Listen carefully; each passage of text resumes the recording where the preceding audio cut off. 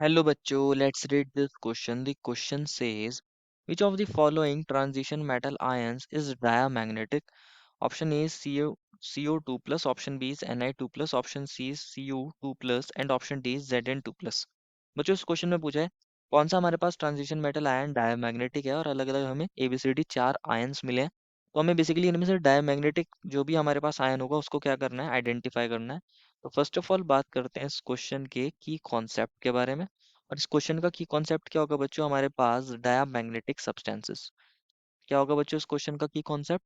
इस क्वेश्चन का की कॉन्सेप्ट होगा डायमैग्नेटिक सब्सटेंसेस। अगर डायमैग्नेटिक सब्सटेंसेस की बात करें तो बेसिकली डायमैग्नेटिक सब्सटेंसेस वो सब्सटेंसेस होते हैं जो हमारे पास मैग्नेटिक फील्ड में क्या होते हैं, वीकली रिपेल होते हैं। और इनके अंदर क्या होते हैं, सारे इलेक्ट्रॉन्स पेयर होते हैं। अगर ऑल इलेक्ट्रॉन्स पेयर्ड होते हैं, जितने भी इलेक्ट्रॉन हैं, electrons all electrons are paired, तो वो सब्सटेंसेस क्या होते हैं, डायमैग्नेटिक होते हैं। डायमैग्नेटिक सब्सटेंसेस में सारे इलेक्ट्रॉन्स कैसे होते हैं, पेयर्ड होते हैं। अगर कहीं पर अनपेयर्ड इलेक्ट्रॉन्स देखने को मिलते हैं तो वो कंपाउंड पैरामैग्नेटिक हो जाते हैं। तो अगर हम बात करें जितने भी हमें ये आयंस मिले हैं इनमें से कौन डायमैग्नेटिक है, तो हम इनके अंदर इलेक्ट्रॉन्स चेक करेंगे। जहां इलेक्ट्रॉन्स हमें सारे ही पेयर्ड मिल गए वो हमारा क्या हो जाएगा, हमारे पास डायमैग्नेटिक सब्सटेंस हो जाएगा। जहां हमारे सारे इलेक्ट्रॉन्स कैसे हो जाएंगे, पेयर्ड, वो हमारा डायमैग्नेटिक होगा। ऑप्शन ए में CO2 प्लस मिला है। कौन मिला है ऑप्शन ए में? CO2 प्लस मिला है। ऑप्शन बी में क्या मिला है बच्चों हमें? ऑप्शन बी में Ni2 प्लस मिला है, Ni2 प्लस। ऑप्शन सी में कौन मिला है बच्चों में? Cu2 plus. ऑप्शन सी में मिला है हमें Cu2 plus. And option D में कौन मिला है बच्चों हमें? Zn2 plus. अब देखना है बच्चों कहाँ अनपेयर्ड इलेक्ट्रॉन्स है।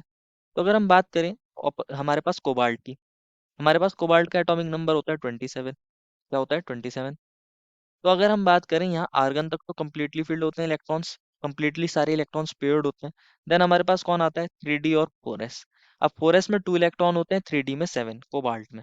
अगर हम CO2 प्लस की बात कर रहे हैं तो आर्गन तक तो कम्प्लीटली फिल्ड होंगे सारे इलेक्ट्रॉन्स।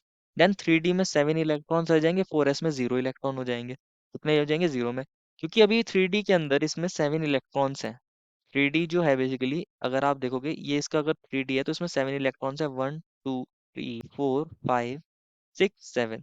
तो यहाँ पर अगर आप देख रहे हो 3 इलेक्ट्रॉन्स कैसे हैं, अनपेयर्ड हैं।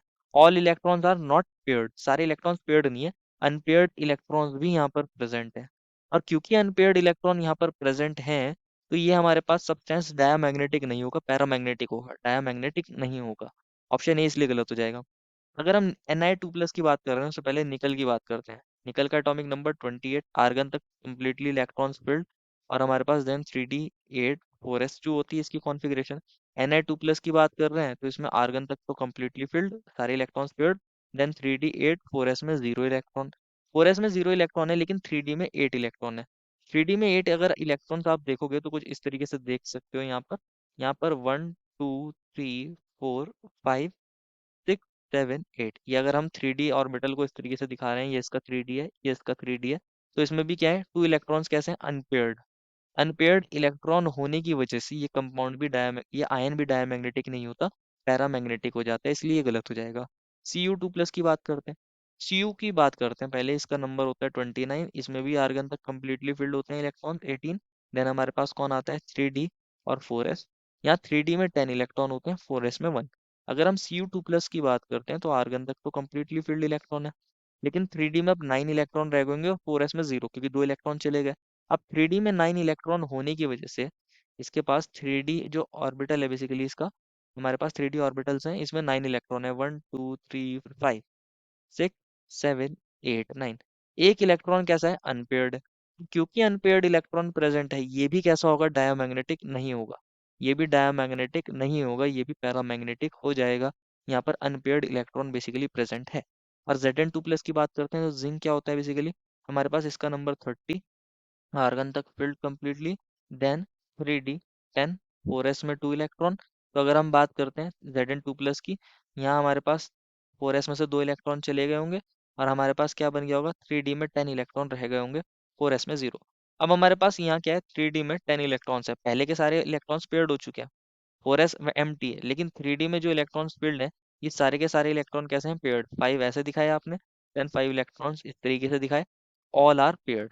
क्योंकि सारे इलेक्ट्रॉन्स कैसे हैं? पेयर्ड है। तो ये सब्सटेंस कैसा होगा बच्चों? हमारे पास ये आयन डायमैग्नेटिक होता है, ये पैरामैग्नेटिक नहीं होता। तो ऑप्शन डी में जो आयन मिला है बेसिकली यही हमारे पास क्या है, डायमैग्नेटिक है। एबीसी हमारे डायमैग्नेटिक नहीं है, तो वो गलत हो जाएंगे, डी करेक्ट हो जाएगा। देखो final answer is option number D. I hope you understood it well and best of luck.